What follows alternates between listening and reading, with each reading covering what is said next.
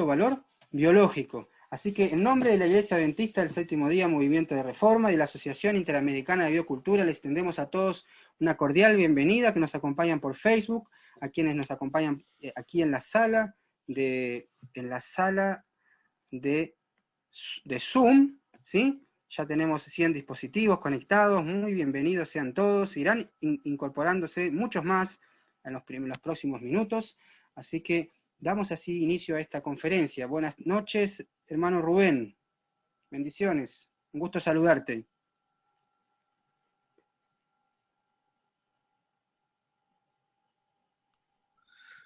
Buenas noches. Muy buenas noches, hermano Rubén, desde Salta, Argentina. Un gusto Así es. recibirte, darte la bienvenida.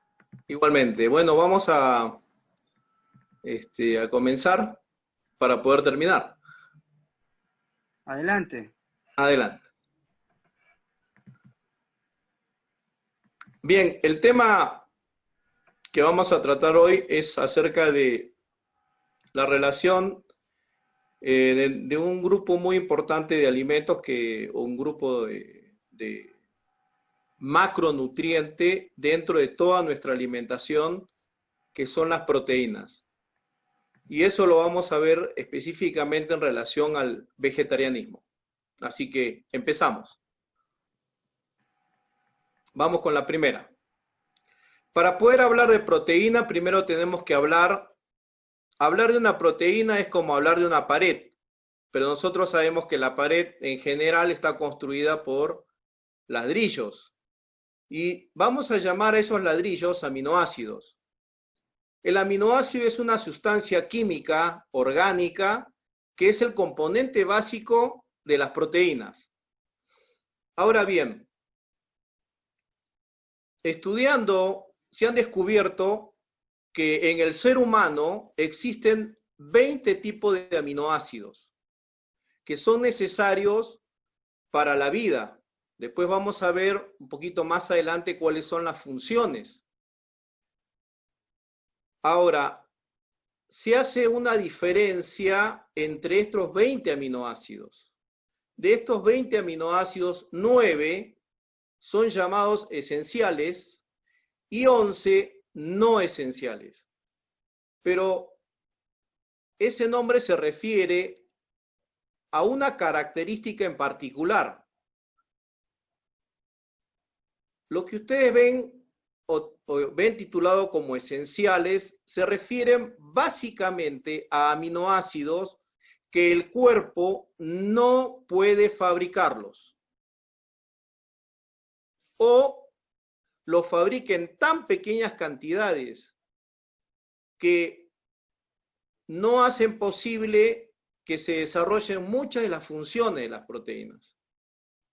Entonces, por esa razón, a través de distintas pruebas, ensayos y estudios químicos con personas, etcétera, se ha llegado a la conclusión de que estos 9 aminoácidos sí o sí necesitan ser ingeridos o consumidos a través de los alimentos.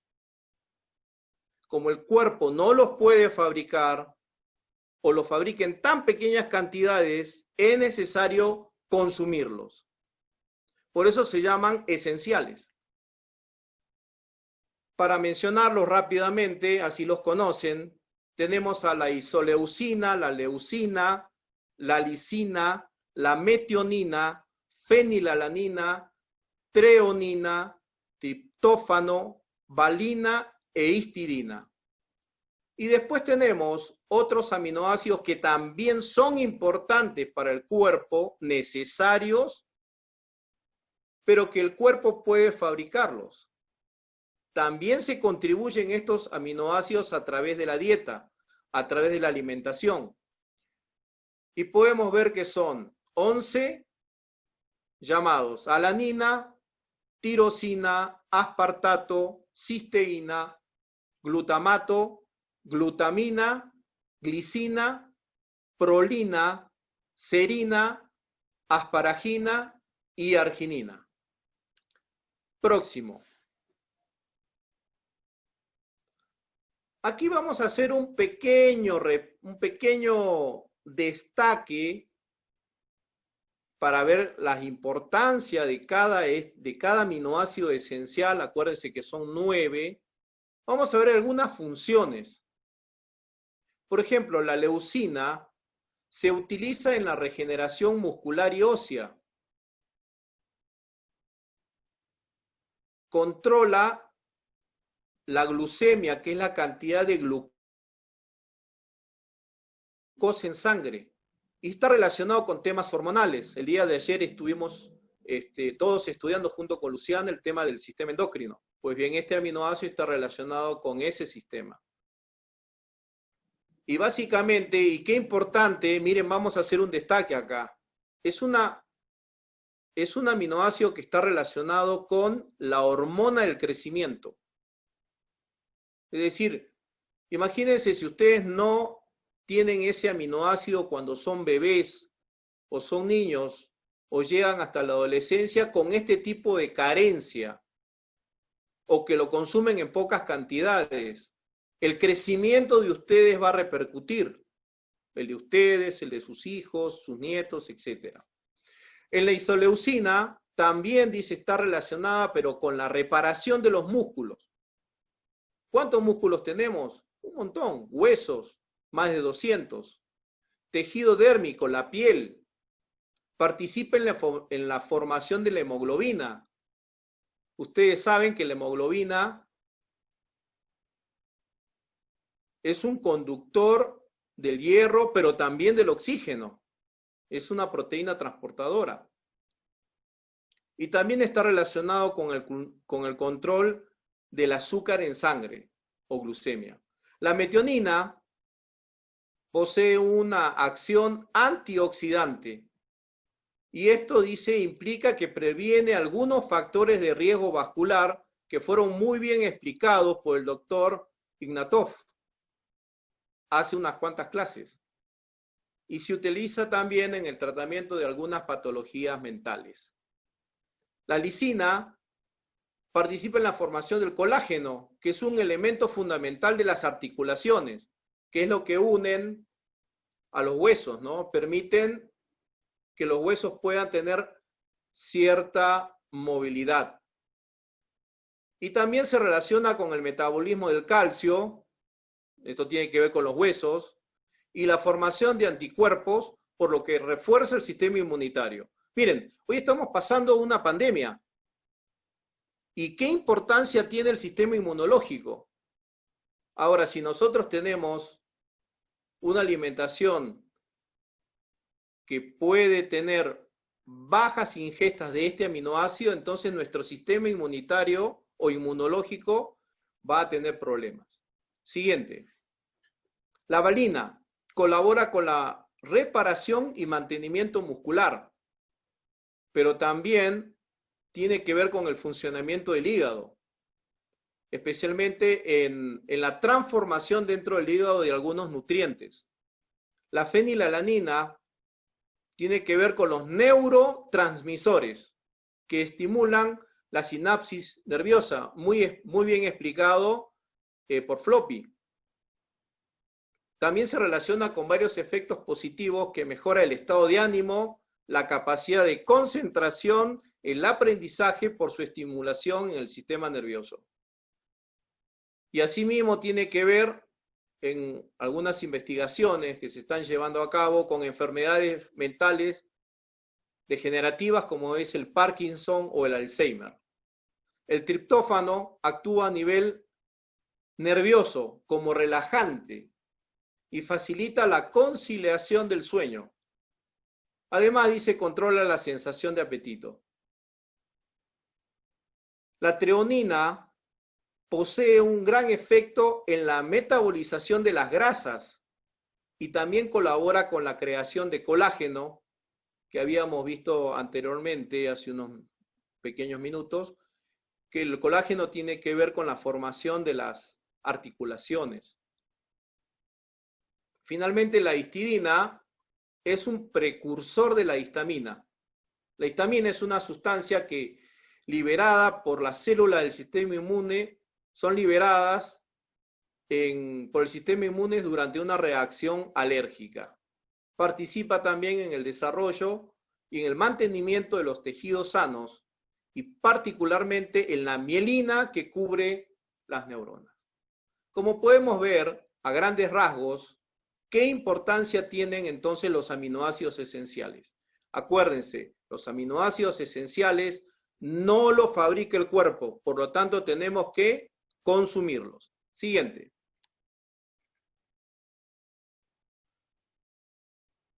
Habíamos dicho al principio que la proteína podría ser como una pared y que esa pared está construida por ladrillos, que eran los aminoácidos, como hemos visto, 9 esenciales y 11 no esenciales. Ahora, ¿qué es la proteína? Dice, la proteína es una molécula que está compuesta por más de 50 aminoácidos. Menos de 50 no se le denomina específicamente proteína, sino péptido. Cuando se unen 2 aminoácidos, entonces tenemos un dipéptido. Cuando se unen 3 aminoácidos, tripéptido. Y así hasta que llegamos a más de 50.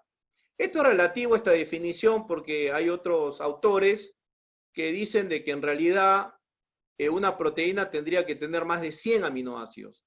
Como una curiosidad científica, o para que veamos qué tan larga puede ser una proteína, acá les puse una proteína del ser humano que se llama la apolipoproteína B100, que contiene 4.536 aminoácidos.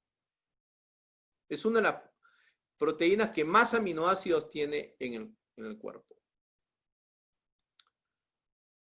A modo genérico, podemos decir que las proteínas tienen distintas funciones. Por ejemplo, la función enzimática. Esta función está relacionada, y ahora que entramos a la parte de nutrición, qué importante es. Sabemos que en la boca hay una enzima que es la tialina. Después, en el estómago, en el intestino, hay distintas enzimas, la pepsina, la tripsina, etcétera, que son sustancias proteicas que actúan para que los alimentos que nosotros ingerimos y masticamos, después de ese trabajo físico que es la masticación, entramos a una parte que es un trabajo químico, que es el que desarrolla el cuerpo en el estómago, iniciando el procesamiento de las proteínas y después en el intestino, iniciando el procesamiento también de las grasas y terminando toda la digestión del hidrato de carbono, de las grasas y las proteínas. Entonces, qué importante es la función enzimática. Sin enzimas no tenemos una buena digestión. Las funciones hormonales. El cuerpo básicamente, todos los aparatos y sistemas funcionan a través de estas sustancias llamadas hormonas. El crecimiento, la regulación de la temperatura, la regulación de la glucosa, del azúcar en sangre, y así podemos, la vasodilatación, la vasoconstricción que fue explicada por el doctor Ignatov, etcétera. Reconocimiento de señales, también tiene una función estructural, porque tiene que ver con el metabolismo de los huesos y sobre todo la constitución de los músculos. El transporte. Hay una proteína que es muy conocida, que es la hemoglobina. La hemoglobina transporta oxígeno y también transporta hierro. También tiene, y esta función es también muy importante, como todas las otras, pero haciendo énfasis, tiene la función de defender al cuerpo. Está relacionado con el sistema inmunológico. Muchas de las sustancias que se producen o son producidas por el cuerpo a través del sistema inmunológico, son proteínas o tienen partes muy importantes de proteína. La transducción de las señales. Cuando nosotros vemos algo, un objeto, ese objeto es reflejado a través del nervio óptico y nuestro cerebro reconoce una cama, una manzana, etc. Y eso es gracias a una de las funciones, de las tantas funciones de las proteínas. Finalmente también es de reserva y reguladora. Siguiente.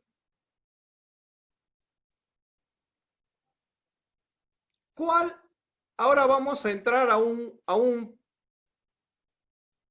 tema más profundo o más detallado o más específico. Si nosotros vemos el cuadro así en general y damos un pantallazo, vamos a ver que los que más proteínas necesitan son los que están en la primera parte del cuadro. Los lactantes hasta los 6 meses son los que más proteínas necesitan por muchos motivos, pero sobre todo porque están en crecimiento. Y después de los 6 meses hasta el año, también necesitan una cantidad importante de proteínas. Por eso es importante hacer una adecuada transición de la leche materna a la alimentación complementaria o a los primeros alimentos que nosotros damos a nuestros bebés. Después, a medida que el ser humano va creciendo, ya los niños necesitan menos proteína, los adolescentes menos, y por último, los que menos necesitan somos las personas mayores. Ahora, si ustedes ven en la parte superior, esos numeritos que vamos viendo, dice, el número representa los gramos. Después hay una barra, un backslash, dice kilo, día. Entonces, nosotros en nuestra casa podemos hacer una simple operación. ¿Cuánto peso? Vamos a hacer números más o menos redondos. Por ejemplo, peso 60 o 70 kilos. Bueno, tengo que multiplicar 70 por el número que me corresponde según la edad. Si yo peso 70 kilos y peso 70 kilos y tengo más de 19 o 20 años, entonces tengo que hacer la multiplicación. Y ahí me va a dar más o menos unos 60 gramos de proteína por día que necesito consumir. Para nosotros poder llegar a estos números, se han realizado diversas investigaciones en laboratorio, después se han llevado a la vida real, se han administrado diferentes cantidades de proteína y se han ido pesando, midiendo y evaluando a las personas. Y se llegan a estos números. Y por último, y para destacar también, como vemos, las mujeres que están cursando un embarazo, de las proteínas que normalmente consumen, hay que agregarle 6 gramos u 11 gramos, dependiendo el trimestre en que se encuentren. Y después que han dado a luz, también necesitan consumir una mayor cantidad de proteína, más que en el embarazo, porque están dando o están alimentando un nuevo ser. Y para que el organismo no saque de la madre las proteínas, entonces necesitan las madres que amamantan aumentar la cantidad de proteínas en su alimentación. Siguiente. Bueno, hasta aquí veníamos hablando básicamente de las proteínas. Habíamos hablado de que en un promedio, una persona por si acaso estas son fuentes de las guías alimentarias argentinas, ¿no? En otros países he estado revisando y tienen números similares. Veníamos hablando de las proteínas, pero ahora vamos a ver el panorama general. Vamos a ver del 100% de los alimentos que nosotros consumimos, cuáles son los porcentajes y las cantidades adecuadas que nuestro cuerpo necesita para crecer, si estamos en el periodo de crecimiento, o para mantenernos, si ya hemos terminado el periodo de crecimiento. El periodo de crecimiento termina en la adolescencia. Entonces, acá nosotros podemos ver que un gran porcentaje de nuestros alimentos deben estar proveídos por los hidratos de carbono. Más del 50% de todos los alimentos que comemos, el 55% de los alimentos, debe aportar hidratos de carbono. Después vienen las grasas, un 30%. Y finalmente las proteínas, un 15%. Y más o menos en una dieta de 2000 calorías, nosotros en gramos podemos decir de que necesitamos 275 gramos de hidratos de carbono, 75 gramos de proteínas y 67 gramos de grasas. A estos números llegamos a través de algunas operaciones que hoy no vamos a ver, pero es para tener un concepto general. Fíjense, dos datos importantes, porque esto después voy a tratar de traerlo cuando veamos al final los tipos de proteínas para alimentaciones estrictamente vegetarianas. Y quiero hacer énfasis en esto porque aquí en Argentina la dieta básica en Argentina es carne con. Entonces, cuando revisamos los vegetarianos, cuando revisamos nuestras dietas, lo que he podido ver, primero hice un análisis de la alimentación que yo tenía, ¿no? Cuando recién empecé a estudiar la facultad, era el único vegetariano. Entonces, todas las profesoras y profesoras, cuando veíamos este tema de la distribución de los alimentos, me pedían la mía. Querían ver cómo estaba comiendo.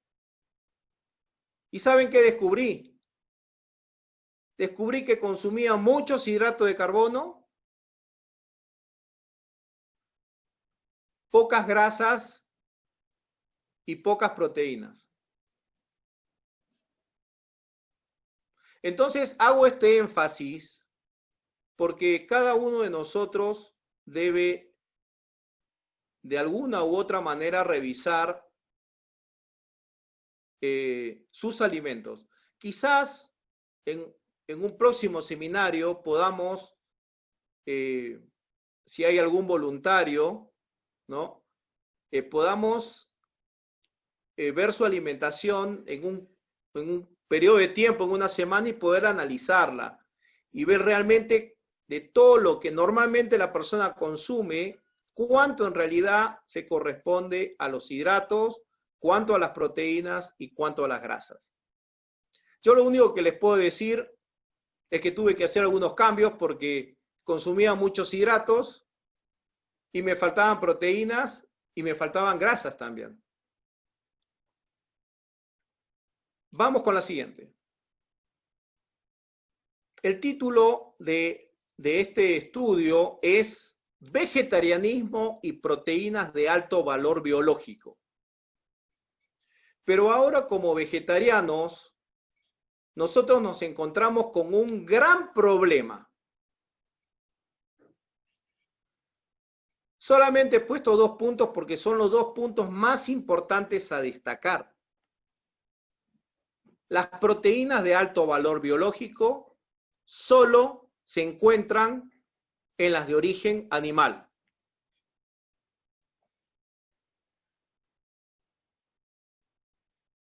Y eso se debe a que las fuentes, los alimentos de origen animal, contienen todos los 9 aminoácidos esenciales que necesitamos. Entonces aquí nos encontramos con un grave problema, porque el cuerpo necesita todos los aminoácidos esenciales porque no los fabrica, pero resulta que yo tengo una alimentación donde capaz que no consuma proteínas de origen animal y entonces me están faltando aminoácidos. Y seguramente si me faltan, algunas funciones de mi cuerpo no deben estar andando bien. Vamos a la siguiente.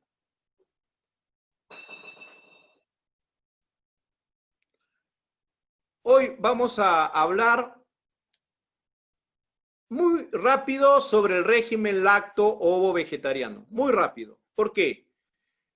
Porque en la anterior lámina o en la anterior diapositiva vimos de que las personas que consumen proteínas de origen animal tienen todos los aminoácidos. Entonces, en general podemos decir que las personas que consumen lácteos, ya sea la leche, la ricota, el queso, o consuman huevos, entonces tienen garantizados los aminoácidos esenciales.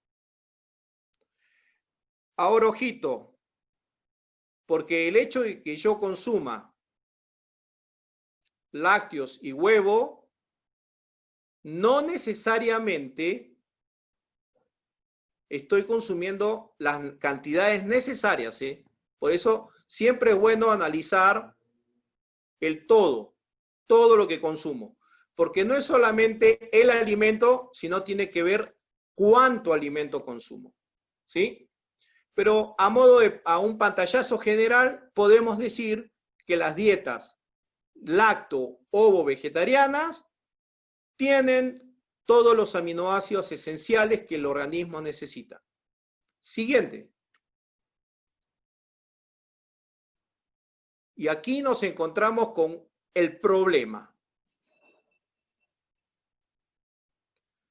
Si yo consumo proteínas únicamente de origen vegetal, entonces me encuentro con un problema que se llama el aminoácido limitante. Quiero que presten bastante atención con este punto, porque esto es lo que primero nos va a hacer comprender cuán importante es los alimentos que consumimos, y nos va a hacer comprender también que por ahí necesitamos hacer algunas modificaciones o incorporar algunos alimentos en mi dieta vegetariana para poder tener una alimentación adecuada en calidad y en cantidad. ¿Qué es el aminoácido limitante? Dice, puede suceder que un alimento contenga todos los aminoácidos esenciales menos uno, o que lo posea en poca cantidad, en pequeñas cantidades. Y estas proteínas son las proteínas de origen vegetal. Todos los alimentos que tienen proteínas, todos los alimentos vegetales que tienen proteínas, todos sin excepción, o le falta uno o tienen tan pequeñas cantidades que eso lo convierte en una proteína que puede ser poco aprovechada por el organismo. ¿Cómo es esto del aminoácido limitante en el momento en que yo me alimento? Vamos a hacer un ejemplo así a grandes rasgos para poder entender el concepto. Yo consumo mi plato de alimentos que tienen solo vegetales. algunos tienen proteína. Pero como le falta un aminoácido o tiene poca cantidad, cuando ese alimento pasa al intestino, que es donde las proteínas se absorben, resulta que el aminoácido de menor cantidad es el que marca la cantidad que va a ser absorbida de todos los aminoácidos. Miren, acá tenemos así. Es como que hace una puerta. Si hay poco aminoácido de uno de los 9 hay poco, entonces todos los demás entran en esa pequeña puerta que dejó abierta ese aminoácido. Y todo lo demás, lastimosamente o lamentablemente, se pierde. No los aprovecha el organismo, porque le está faltando alguien, un elemento, un aminoácido. Entonces el cuerpo absorbe pocos aminoácidos. ¿Y saben qué es lo triste? Que se pierde muchos alimentos valiosos por hacer o por tener una alimentación que no contempla los 9 aminoácidos. Vamos con la siguiente. Entonces, hemos planteado el problema de los vegetarianos estrictos. No he querido usar la palabra vegano porque no es exactamente la palabra a usarla. Prefiero usar vegetariano estricto. Y el vegetariano estricto tiene el siguiente problema. Dice, si los alimentos de origen vegetal no tienen todos los aminoácidos esenciales o alguno está en una cantidad muy pequeña, ¿qué podemos hacer? ¿Hay alguna solución o no? Entonces, acá está la palabra importante al problema anterior. Vamos a hacer una complementación. ¿Qué es complementar? Ustedes ven que hay un dibujo donde queremos representar a los aminoácidos. Vamos a unir dos o más alimentos de tal manera que podamos tener todos los aminoácidos esenciales en las cantidades necesarias. Y vamos a formar una proteína de alto valor biológico. Es decir, como las proteínas de alto valor biológico no están en los alimentos vegetales, vamos a unir 1, 2 o 3 alimentos vegetales y los vamos a complementar, los vamos a unir. Cuando se unen, a uno le falta una cosa y al otro le falta otra. Pero al juntarse o al unirse o al complementarse, nosotros obtenemos cantidades importantes de todos los aminoácidos esenciales. Entonces, cuando yo termino de hacer la digestión, en mi intestino ingresan todos los aminoácidos esenciales que yo necesito en las cantidades que el cuerpo necesita. Creo que aquí vamos a hacer una pausa porque hay un video o vamos a la siguiente.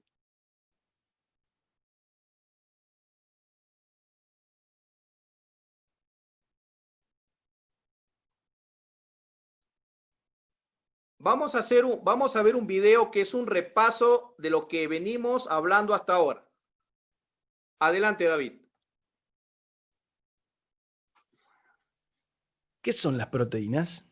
Las proteínas son unas moléculas que se encuentran prácticamente en todos los organismos vivos y tienen muchísimas funciones según el tipo de proteína. Están las estructurales, que son las que se encargan de formar músculos, tendones, huesos, pelo, órganos, incluso el órgano más grande, sí, la piel.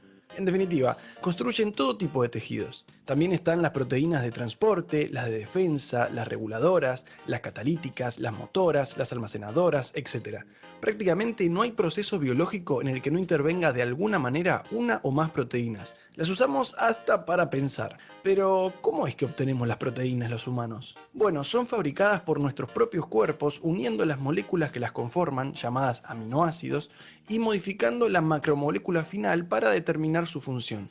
La unión de 2 o más aminoácidos recibe el nombre de péptido. Los que son de 2 a 10 aminoácidos se llaman oligopéptidos, los de 10 a 100 polipéptidos, y si es más de 100 es lo que frecuentemente se llama un montón. Digo, proteína. Aunque no hay consenso total sobre dónde trazar las líneas que separan los tipos de péptidos, pero la idea es más o menos esa. Ahora entonces, ¿cómo obtenemos los aminoácidos para formar los péptidos incluyendo las proteínas? Bueno, por un lado están los aminoácidos dispensables o no esenciales, que reciben ese nombre porque, como se fabrican en el propio cuerpo en la cantidad y velocidad necesarias, no es indispensable ingerirlos en los alimentos. Y por otro lado están los aminoácidos indispensables o esenciales, que, por el contrario, el cuerpo no puede sintetizar, no puede crear, por lo menos no en la cantidad y velocidad necesarias, por lo que es indispensable ingerirlos mediante el alimento. También hay aminoácidos que son indispensables, pero únicamente bajo ciertas condiciones especiales de salud o de edad, por lo cual se clasifican como aminoácidos condicionales. Y a su vez hay aminoácidos que pueden interconvertirse unos con otros dentro del organismo, a los cuales se los suele considerar nutricionalmente como la misma fuente. ¿A qué categoría pertenece cada aminoácido? Varía según la especie animal. Por ejemplo, acá pueden ver cómo se clasifican en humanos. Ajá, muy lindo, muy interesante todo, ajá, muy bien. Y estos son algunos de los valores de referencia de los requerimientos proteicos y de cada aminoácido en la dieta humana. Tengan en cuenta que a mayor exigencia física se requiere ingerir más cantidad de proteínas. Los adolescentes suelen tener mayor requerimiento que los adultos, los niños uno mayor todavía y los bebés uno incluso mayor. Además, mientras menos proteína animal se consume, es recomendable, por un lado, aumentar un poco la cantidad total de proteínas al día, debido a que la que no es de origen animal suele digerirse un poco menos, aunque más rápido, y por otro lado, variar los tipos de alimentos a lo largo del día, ya que muchos de ellos tienen relativamente poca cantidad de uno o más aminoácidos esenciales. La mayoría es deficiente en lisina, la cual es suficiente en varias legumbres, pero estas suelen ser deficientes en metionina, que es suficiente en la mayoría de los demás alimentos. ¿Se entiende cómo viene la mano? Pero recuerden que como la nutrición avanza constantemente junto a las demás ciencias, este video tarde o temprano va a quedar obsoleto. Por eso voy a intentar proporcionarles las fuentes más completas y confiables conforme se vayan actualizando, a las cuales van a poder acceder siguiendo el código que aparece en pantalla y los links que dejo en la descripción. Pero pará. ¿Vos con todo esto estás queriendo decir que entonces es cierto lo que dicen todos, que es mejor consumir productos animales? Lo cierto es que la ciencia ya demostró que, evitando los productos animales, podemos estar igual de sanos o incluso más todavía. Así que, ¿por qué seguir comprando esos productos teniendo en cuenta sobre todo que implican muchísimo sufrimiento innecesario para esos inocentes e indefensos animales?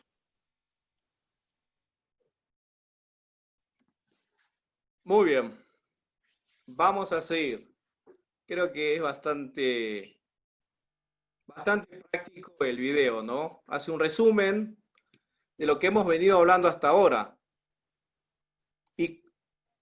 Y retomando el hilo acerca del aminoácido esencial, hemos dicho que esto en personas que se alimentan estrictamente de vegetales, de frutas, verduras, cereales, legumbres y oleaginosas, estas situaciones del aminoácido esencial son superadas ampliamente, completamente, cuando unimos, complementamos, integramos en la olla, en el plato para consumir, estos tres grupos de alimentos. Hoy estamos hablando de proteínas, entonces yo me enfoco en las proteínas.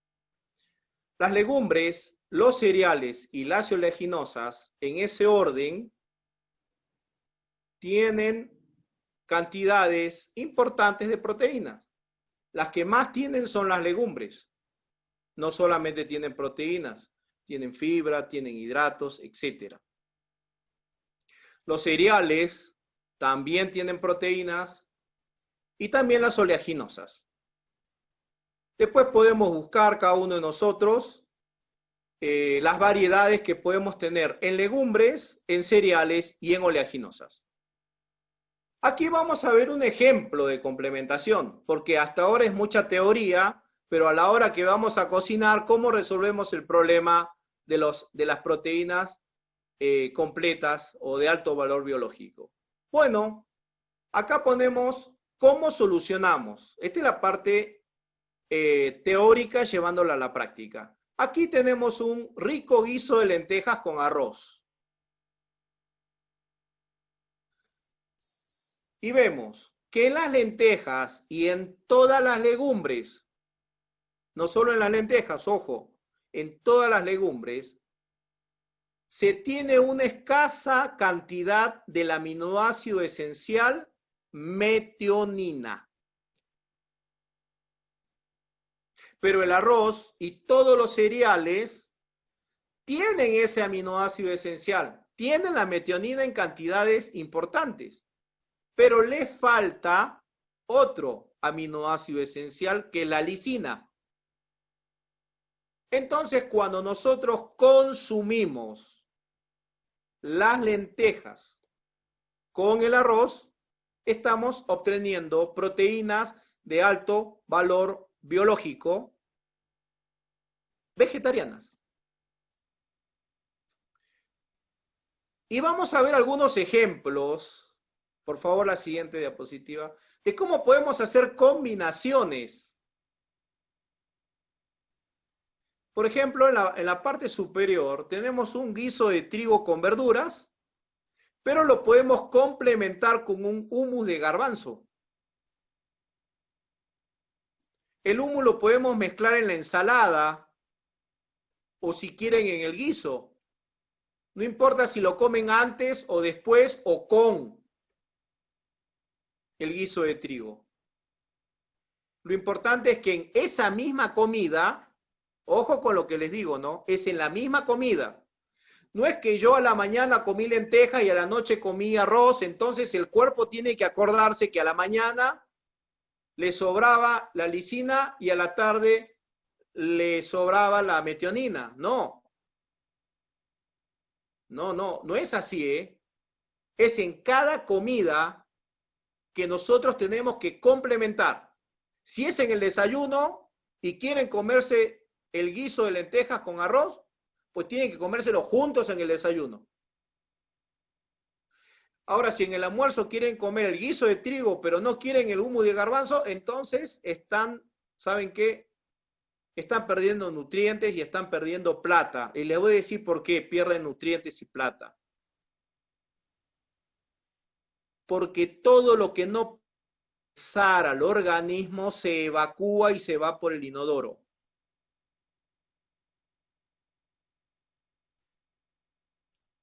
Acá tenemos una comida típica argentina, la polenta. Y a muchos nos gusta la polenta con salsa. Pero si queremos tener o aprovechar correctamente la proteína que tiene el maíz, debemos combinarla, por ejemplo, con soja texturizada. Ya en la primera conferencia, el doctor Pacheco de Ecuador explicó de que es importante de que la soja que nosotros consumamos no sea, ¿cómo se llama? Que sea una soja natural, ¿no? Entonces nosotros debemos buscar, cuando busquemos, por ejemplo, soja texturizada, que sea natural, para no tener problemas más adelante.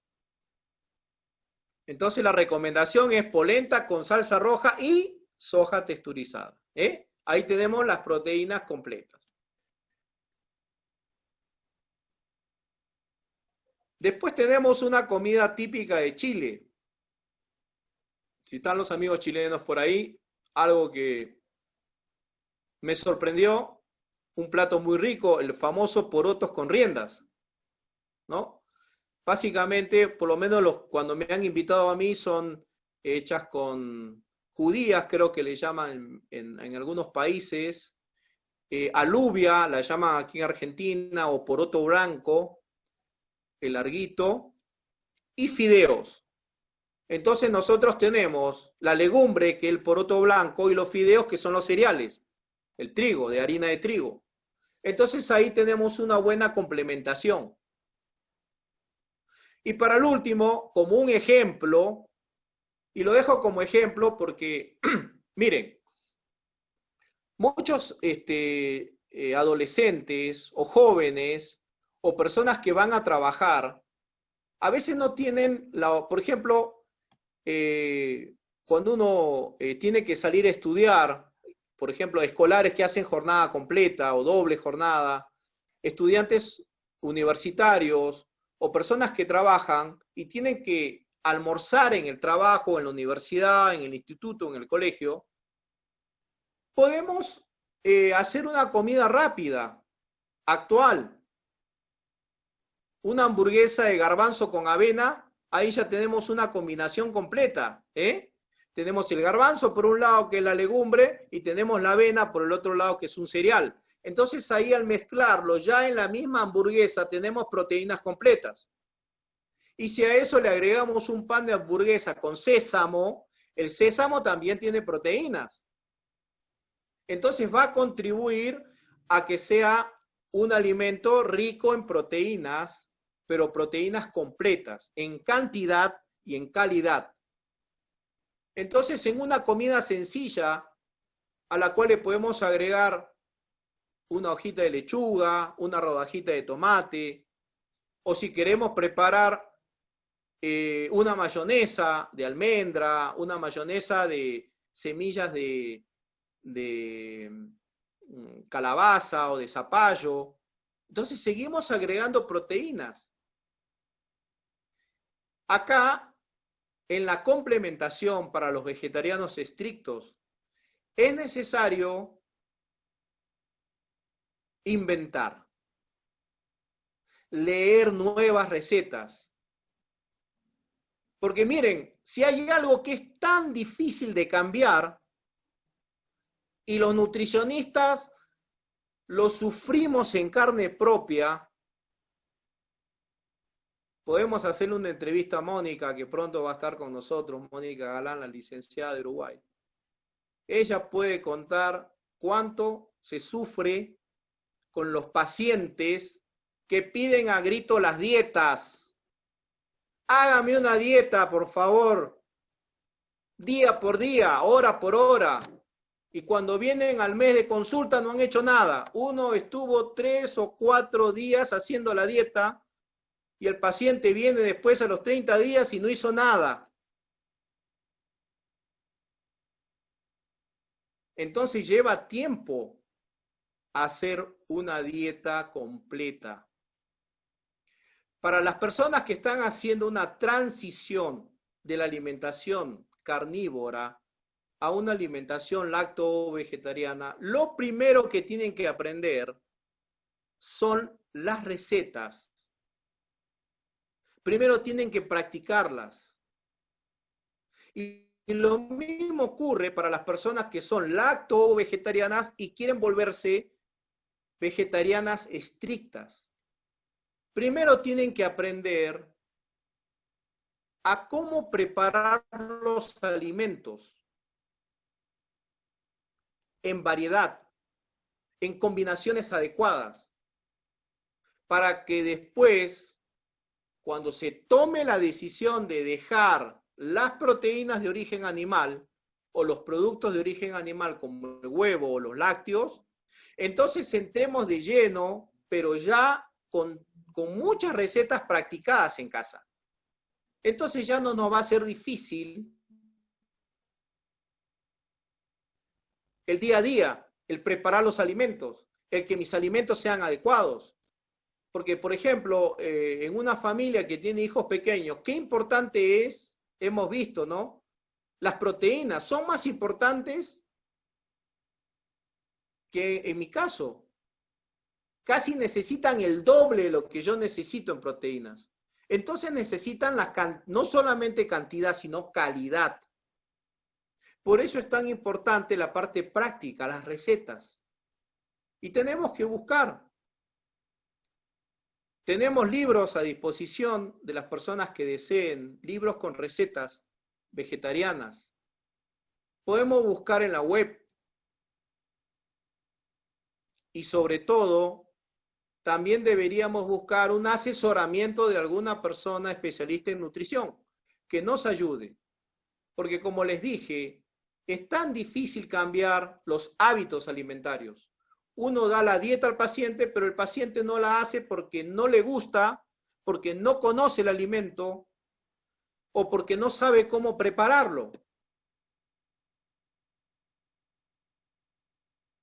Entonces los cambios tienen que ser progresivos, inclusivos y constantes. Vamos a la siguiente. Ahora ya vamos terminando, pero no quise dejar pasar una parte muy importante de cómo se deben preparar las legumbres. ¿Saben qué? Si nosotros preparamos mal las legumbres, vamos a tener problemas de salud. Ya no deficiencia de proteínas, sino que podemos tener inclusive algunas enfermedades. ¿Las legumbres se deben consumir crudas? La respuesta es no. Las legumbres las tengo que cocinar directamente así como vienen, todas secas y meterlas a la olla. No, es necesario remojarlas. Y si ya las remojo, ¿las puedo comer así, blanditas? Tampoco. Las necesito cocinar. ¿Y saben por qué? Porque durante el remojo, y si nosotros al remojo le agregamos sal también, durante el remojo la cáscara dura de la legumbre se pone blandita. Si yo remojo mal la legumbre, cuando la coma, no va a estar bien cocida y por lo tanto voy a tener problemas intestinales y tampoco voy a poder absorber toda la proteína de la legumbre. Así la combine bien con el cereal. Las legumbres tienen unas sustancias que se llaman antinutrientes. Son antinutrientes para nosotros los humanos, pero para las legumbres son factores de protección. Son sustancias que tiene para evitar que las plagas se le acerquen y las coman. Son protecciones naturales que tiene la legumbre. Pero si nosotros no remojamos, no se van a desactivar esos antinutrientes. Y si nosotros no cocinamos, tampoco se van a terminar de inactivarse los antinutrientes. Por eso es tan importante que el remojo de la legumbre sea de 12 a 24 horas. Cuanto más la remoje, más fácil de cocinarse y menos antinutrientes va a tener. Pero va a tener todavía remojada. Por lo tanto, yo necesito cocinar la legumbre. Cuando la cocino, yo termino de inactivar por el calor los antinutrientes. Por ejemplo, hay uno que se llama inhibidores de proteasa. Las proteasas son las enzimas que digieren las proteínas. Si yo tengo en la legumbre mal cocida o mal remojada este antinutriente, lamentablemente cuando la proteína tenga que absorberse, no va a ser posible porque hay una sustancia que está interfiriendo con la enzima. Hay otras formas también de que podemos inactivar estos antinutrientes. Y estos son los procesos de tostado.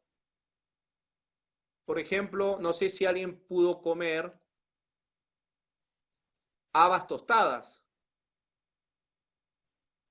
Pero en algunos países se come. Perú, Bolivia.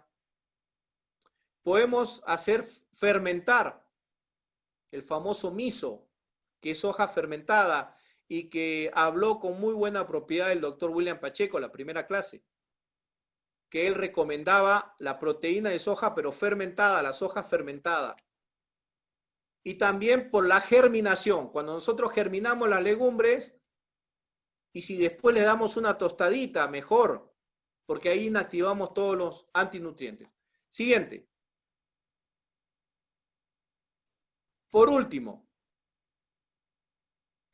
¿cuántas veces por semana tengo que comer legumbres y cereales juntos para tener las proteínas que mi cuerpo necesita en una semana? Como mínimo, 3 veces. Sí, ojo lo que estamos diciendo, vamos a recalcar, por eso he puesto el número 3 ahí para que nos acordemos. Si yo tengo una alimentación vegetariana estricta, yo no estoy comiendo huevos, no quiero comer más lácteos, yo necesito consumir mínimo 3 veces por semana las legumbres y los cereales juntos. Pueden ser 3 mínimo o hasta 4. Todo lo que hemos hablado hasta ahora son para personas sin problemas de salud. O sea, para personas que normalmente están sanas. Y como último consejo, voy a hacer énfasis también, así como Mónica en alguna charla nos hizo un sábado, dijo que todo vegetariano estricto y todo vegetariano debería tener en su casa una olla a presión. Porque es la mejor forma de cocinar las legumbres. Después de remojarlas 12 a 24 horas, ustedes con la olla a presión van a tener una muy buena cocción de las legumbres y otra parte muy importante, van a ahorrar dinero porque no van a tener que cocinarlas más de 1 hora. Si ustedes tienen una olla común, aunque la remojen un día entero las legumbres, a veces hay que estar 2 o 3 horas cocinándolas. Y eso es pérdida de tiempo y pérdida de plata porque hay mucho consumo de gas. Los que tienen gas domiciliario, bueno, pero el que tiene una garrafa es costoso. Entonces es preferible invertir en una linda olla a presión, de acuerdo al tamaño de la familia, hay distintas capacidad, pero es un consejo. Finalmente, para todas las personas que tienen dudas, yo he sacado un artículo bastante actual, es del 22, creo que es del 22 de mayo, es del 22 de mayo, a ver, déjenme ver. Es del 23 de mayo de este año. Y el título, miren, este artículo es para todas las personas, es un artículo para todas las personas que tienen dudas acerca de si una alimentación vegetariana estricta es adecuada, es completa o no trae ningún tipo de enfermedad. Y he querido resaltar este artículo que habla de 10 deportistas de élite, no son cualquier deportista. Por ejemplo, el que tenemos en el medio, en la parte de arriba, Lewis Hamilton, es el campeón actual de Fórmula 1, está por batir récord mundial de 7 campeonatos consecutivos. Y hacen un entrenamiento muy estricto, porque van a velocidades mayores a 300 kilómetros por hora. Entonces tiene que ser un deportista integral, se preparan física y mentalmente. La que está a la derecha es una deportista, es una velocista.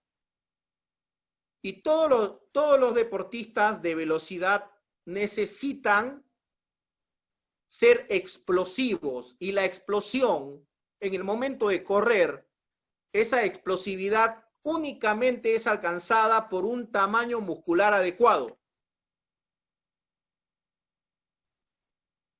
Después tenemos en la parte inferior izquierda a una persona que participa en los campeonatos de fuerza del mundo.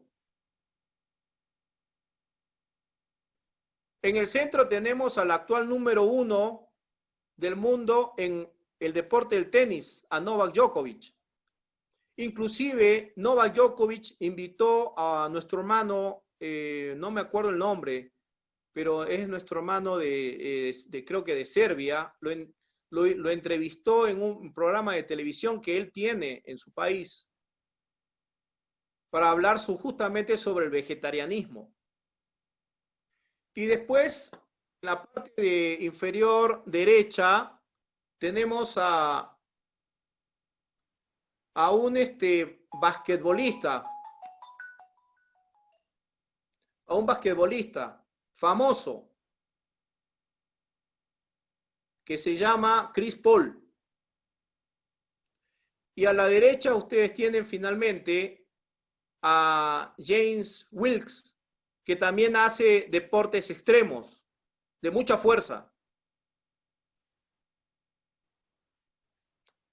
Y si ustedes terminan de leer el artículo, al último hay un pesista olímpico del equipo de los Estados Unidos que se llama Kendrick Farris, que levanta pesas, ¿no? Hace halterofilia.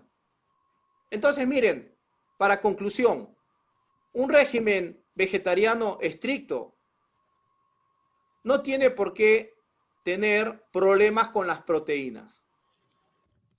Las proteínas de origen vegetal cumplen, cuando son implementadas en forma adecuada, cumplen todos los requerimientos que actualmente la ciencia, en este caso la ciencia en la nutrición, exige a toda persona. Desde ya, muchas gracias. Muchas gracias. Un saludo cordial a todos los que estamos participando de este seminario. Y continuamos bajo la dirección divina que fue suplicada al comienzo del programa, especialmente para esta parte que es la parte espiritual. En todas las charlas espirituales estamos exaltando al Señor de los milagros, ¿no? Y hoy vamos a hablar de otro milagro de Jesús, el primer leproso que Jesús sanó. Está basado en el Evangelio de San Mateo, capítulo 8, versículos 2 y 3, dice, aquí vino un leproso y se postró ante él diciendo, Señor, si quieres, puedes limpiarme. Jesús extendió la mano y lo tocó, diciendo, quiero, sé limpio. Y al instante su lepra desapareció. Bueno, estamos hablando, como dije, del Señor de los milagros. En los evangelios nosotros encontramos alrededor de 36 milagros que el Señor hizo. No todos fueron de sanidad. Hizo otros milagros también, como el vino, calmar la tempestad y otros milagros más. Pero la mayoría tuvo relación con sanidad, resurrección, y podríamos decir que poco, ¿no? Aparece en la Biblia, es verdad. En el último texto del Evangelio de San Juan, el último versículo con que termina el Evangelio de San Juan, dice, y hay también otras muchas cosas que hizo Jesús, las cuales, si se escribieran una por una, pienso que ni aún en el mundo cabrían los libros que se habrían de escribir. Entonces, si tuviera escrito todos los milagros que el Señor ha hecho, no tendríamos lugar para guardar todos los libros. Entonces, hoy vamos a hablar de esto. También los apóstoles recibieron por parte del Señor poder para hacer milagros. Y ellos no necesitaban morir para ser beatificados, para hacer milagros después de muerto, como hoy se acostumbra, ¿no? El Señor hace milagros a través de agentes vivos. Entonces, ellos fueron capacitados por el Señor. El Señor le dijo, en mi nombre echaréis fuera demonios, sanaréis enfermos y resucitaré muertos, etcétera, etcétera, ¿no? Entonces el Señor los capacita. El ser humano, todo ser creado, necesita ser capacitado por el poder divino para poder realizar milagros. Pero la verdadera fuente de los milagros es el Señor. Muchas enfermedades tremendas han habido en la historia de la humanidad. Siglos pasados en Europa fue azotado por lo que llamaron peste negra o peste bubónica, donde moría mucha gente, quizás mucho más de lo que está muriendo ahora. Y bueno, y hoy estamos viviendo esto que ya sabemos, conocemos, que tiene atemorizada a muchas personas, y hoy no podemos estornudar tranquilo porque si estornuda ya es el COVID. Si nos ahogamos con algo, con una galleta, lo que fuere, y tosemos, ya es COVID.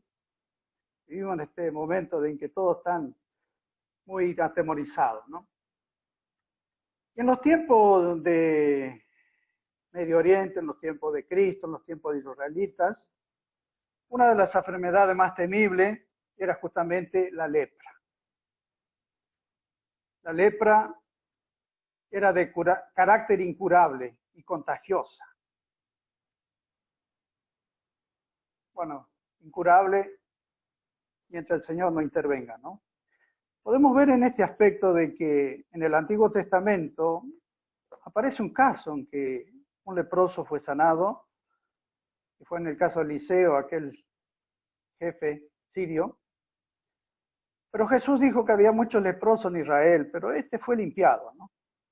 Y por lo menos yo en la historia del Nuevo Testamento no encuentro un caso en que los discípulos hayan curado a algún leproso. Pero Jesús tuvo ocasión de curar esto y otros que no recuerdo si han sido mencionados ya, ¿no? Entonces, era una enfermedad terrible, llenaba de temor al más valiente. Podía ser un guerrero, un capitán muy valiente, pero cuando se hablaba de lepra, todo el mundo temblaba. Entre los judíos se lo consideraba como un juicio debido al pecado y algunos le llamaban el dedo de Dios. Por lo tanto, consideraban que aquel que padecía de esta enfermedad simplemente estaba sufriendo el castigo divino, por lo cual no había nada que hacer por él. Y también es considerada como un símbolo del pecado que vamos a ver al final del tema. El Espíritu de Profecía dice así: como si estuviese ya muerto, el leproso era separado de las casas de la gente. Y cualquier cosa que él tocase se consideraba inmunda. Incluso el aire era contaminado por su aliento. El sospechoso de tener la enfermedad debía presentarse ante los sacerdotes y si lo pronunciaban leproso, estaba condenado a asociarse únicamente con los que se aliaban en cierto sector que padecían naturalmente la misma enfermedad. La ley era inflexible para todos. No importa el rango, no importa la condición social, no importa la condición intelectual. El que era declarado leproso podía ser el rey, el siervo, el esclavo, no importa. Todos tenían que abandonar el trono, la comodidad, la casa y retirarse. Y lejos de los amigos y parientes, el leproso debía sobrellevar la maldición. Y estaba obligado incluso a promulgar su enfermedad, hacer sonar la alarma, caminar diciendo inmundo, inmundo. Qué tristeza, ¿no? Qué terrible. Y esta señal se escuchaba con temor y aborrecimiento. Pero a los oídos de este leproso llegó una agradable noticia, que había un Señor de los milagros que recorría las calles, las aldeas, y que sanaba. Y no había enfermedad que él no pudiese sanar.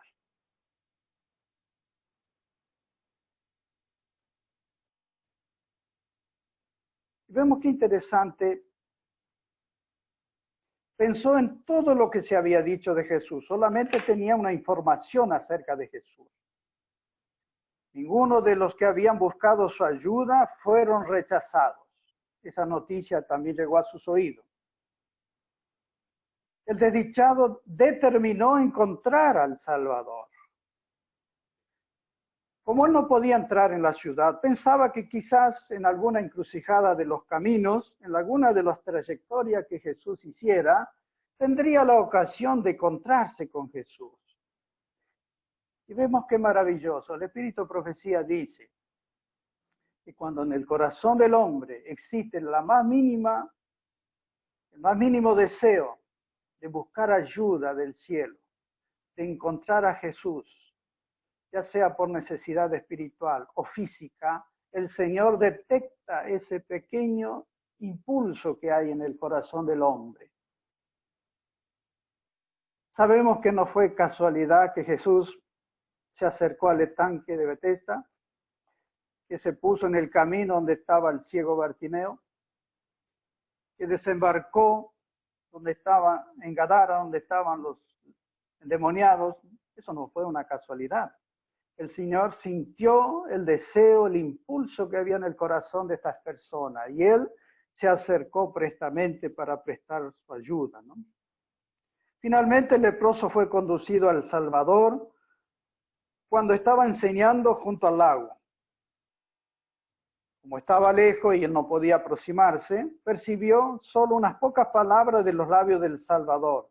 Él vio cómo ponía las manos sobre los enfermos, los ciegos, cómo eran sanados los paralíticos. Entonces, aquellos que estaban a punto de perecer a causa de las enfermedades que los afectaban. Entonces la fe se fortaleció en su corazón y se acercó. Se olvidó de todas las restricciones que tenían ellos como leprosos ante la sociedad y las leyes. Y ahora nosotros quiero invitarlos a ustedes a compartir pantalla, pero no acá en la pantalla, sino que en vuestra imaginación. Vamos a trasladarnos a nuestra imaginación al lugar de los hechos, a ver qué escena encontramos nosotros ahí. La situación en que estaba este hombre, dice el Espíritu de Profecía, presentaba un espectáculo repugnante y su cuerpo en decadencia era horrible. En el norte, donde trabajé en un tiempo en Argentina, existían unos leprosarios y tuve ocasión de ver personas afectadas con esa enfermedad. Un caso vi, un señor, en sus pies estaba, ya no era pies, era una masa deforme, donde él podía sacarse tiras de carne sin sentir ningún dolor. Horrible. Y cuando esto afectaba el rostro, entonces era horrible de más, porque la persona quedaba totalmente desfigurada. Naturalmente, cualquiera que le viere era un espanto, ¿no? Al verlo, la gente retrocedió aterrorizada y se agolparon uno sobre otro en su ansiedad por escapar del contacto con este hombre. Algunos trataron de impedir que se acercara, pero en los ojos del leproso solo había una imagen. Esta imagen era la imagen de Jesús. Y se postró ante el Señor y dijo: Señor, si quieres, puedes limpiarme. ¿Qué quiso decir el leproso con esto? Como explicó un hermano en uno de los estudios anteriores, ¿no? Él sabía que el Señor le podía sanar, pero se sometió a la voluntad del Señor. Si tú quieres, tienes poder suficiente para sanarme. Inmediatamente el Señor dijo: quiero. Qué dulces habrán sido esas palabras en los oídos del leproso, ¿no? Y lo tocó, inmediatamente quedó sano. Inmediatamente ocurrió un cambio en el leproso. Su carne se volvió sana, los nervios sensibles y los músculos firmes.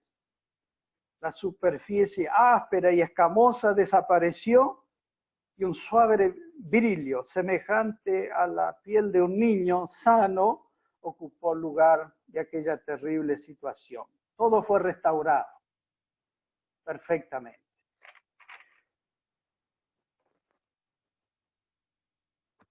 La lepra es un símbolo del pecado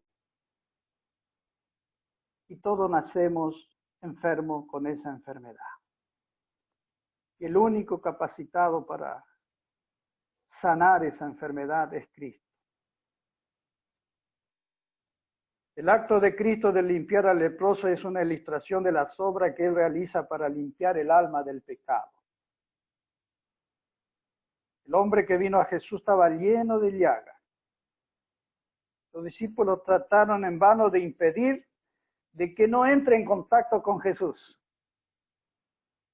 Pero para sorpresa de ellos, Jesús puso la mano sobre el leproso, que nadie, ni siquiera la imaginación, lo haría. ¿Cómo pudo Jesús tocar el leproso sin ser contaminado? Porque Él es la fuente del poder de sanidad. Nosotros somos los conductos por los cuales el Señor puede usarnos nada más. Este es un símbolo para nosotros también. Jesús vino a un leprosario que es el mundo. Vivió entre leprosos, vivió entre pecadores, pero el pecado nunca lo afectó, ni en lo más mínimo. Por eso Jesús pudo tocar al leproso físico y puede tocar a los leprosos del pecado sin contaminación. Así ocurre con la lepra del pecado. Es mortal y es imposible de ser limpiada por el poder humano. Solo Cristo puede hacer esta obra. Pero Jesús tiene ese poder. Y cualquiera que caiga a los pies del Señor pidiendo limpieza de esa lepra, el Señor dirá exactamente lo mismo. Quiero ser limpio. Así que hay solución para este gravísimo problema y para todos los problemas de nuestra vida, sea espiritual o sea físico. Que el Señor nos fortalezca al recordar estos acontecimientos y ver el poder del Señor. Si tú o yo tenemos dificultad, busquemos el sanador. Busquemos a Jesús. Y cuando nosotros deseamos encontrarlo, Él se acercará a ti, como lo hizo en los casos que hemos mencionado. Que el Señor bendiga a todos, consuele y fortalezca a los que están enfermos y confíen en el gran médico, el Señor Jesucristo. Que la paz sea con todos. En el nombre de Jesús, amén.